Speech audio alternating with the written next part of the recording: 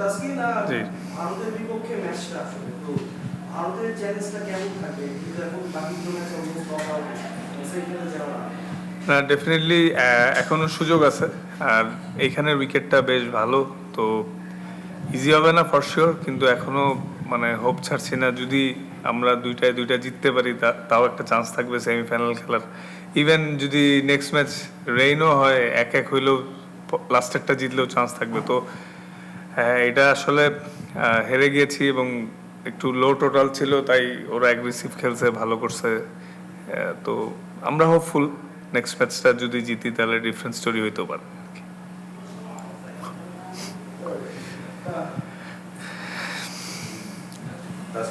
হ্যাঁ, আমাদের যে উইকেটগুলোতে খেলা হচ্ছিল এইখানে উইকেটটা more batting friendly, so but batting থেকে ওভাবে কোনো আউটপুট আসছে না, আপনাদের উপর লোডটা বেশি।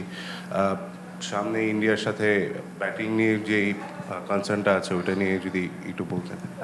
হ্যাঁ, আসলে যদিও আগের চেয়ে বেটার হচ্ছে, কিন্তু দেখেন আসার পরে কিন্তু ইউএসএ এবং এইখানে শুরুর দিকেও আমরা তেমন ব্যাটিং ফ্রেন্ডলি উইকেটে খেলি নাই। তো এক একটা ভেন্যুতে এক এক রকম উইকেট। এখানে চ্যালেঞ্জটা একটু ডিফারেন্ট, এখানে ব্যাটসম্যানদের ফেভারটা একটু বেশি। তো আমরা আগে ব্যাটিং করলে আমাদের অ্যাটলিস্ট 170-80 করতেই হবে। দিনে খেলা আর একটু ভালো থাকবে উইকেট। ইভেন বোলারদেরও চ্যালেঞ্জটা আরও বেশি, সো মার্জিন ছোট, তো এখানেও আরও স্মার্টলি বোলিং করতে হবে। তো ইজি হবে না, বাট আমরা যদি আমাদের প্রপার এক্সিকিউশনটা করতে পারি স্মার্টলি, তাহলে হয়তো জিতার আশা করা যেতে পারে। তাসকিন, প্রত্যেক ম্যাচ থেকে আসলে শেখার কিছু থাকে, যেহেতু এটা আপনার সুপার 8-এর ম্যাচ, প্রথমবার অস্ট্রেলিয়ার সঙ্গে খেলেন, বিগ টিম। আজকের ম্যাচ থেকে যদি নেয়ার থাকে কিছু শেখার জায়গা থেকে, আপনি কোন জায়গাটাকে পয়েন্ট আউট করবেন যে আপনি নেয়ার জায়গা যদি থাকে তাহলে আসলে ব্যাটিংয়ে আমরা আগে যখন ব্যাটিং করছি, তো সেক্ষেত্রে হয়তো মানে এই উইকেট অনুযায়ী ডট বলের সংখ্যা আর একটু কম হলে ভালোই। তো যদিও বৃষ্টির আগ পর্যন্ত বল একটু গ্রিপ করতেছিল, বৃষ্টি হওয়ার পরে হয়তো ব্যাটে বল সুন্দর আসছে। তো আমরাও যদি আগে বোলিং করতাম, আমার মনে হয় 150-60-র মধ্যে ডিফেন্ড করলে আমাদের একটা ভালো চান্সেস থাকতো।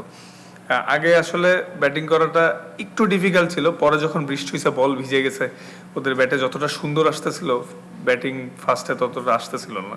তো বোলিংয়ে যখন বলটা ভিজে যাওয়ার পরে যেটা আমরা শিখতে পারলাম যে মার্জিন অনেক ছোট এবং একটা পাশ বড় ছোট আছে, উইন্ড আছে। তো যেটা লার্নিং হয়েছে এখানে আসলে লেন্থ আর ভ্যারিয়েশনটা অনেক ইম্পর্টেন্ট যদি সেম কন্ডিশন আবার আসে।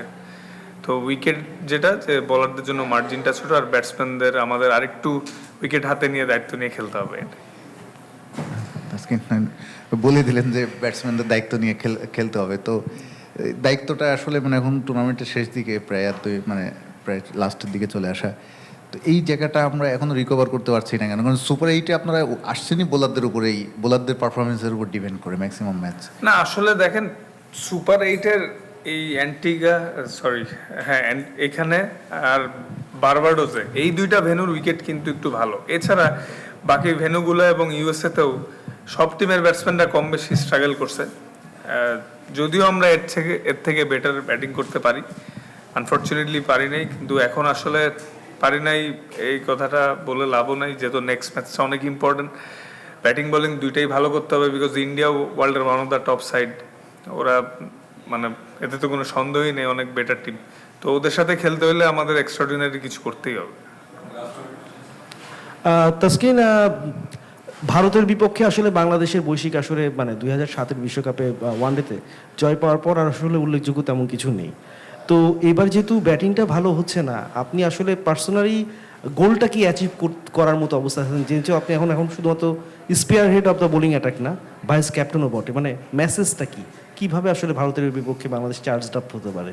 না, মেসেজ একটাই যে ব্যাটিং বোলিং দুইটা সেক্টরেই আমাদেরকে একটু এক্সট্রাঅর্ডিনারি পারফরমেন্স করতে হবে নেক্সট ম্যাচে স্পেশালি। কারণ নেক্সট ম্যাচ হেরে গেলে তখন আসলে আর সেমিতে যাওয়ার স্বপ্নও থাকবে না। সো নেক্সট ম্যাচটাই আমাদের জন্য ভাইটাল, এবং তো ওইটার জন্যই আসলে আমাদের ব্যাটিং বোলিং সব ম্যাচেই তো সর্বোচ্চ দিয়ে ট্রাই করি, এতে কোনো সন্দেহ নেই। তো মিস্টেকের মার্জিন অনেক কম থাকতে হবে। ইনশাল্লাহ সেরা ক্রিকেট খেললে হোপফুল দেখি।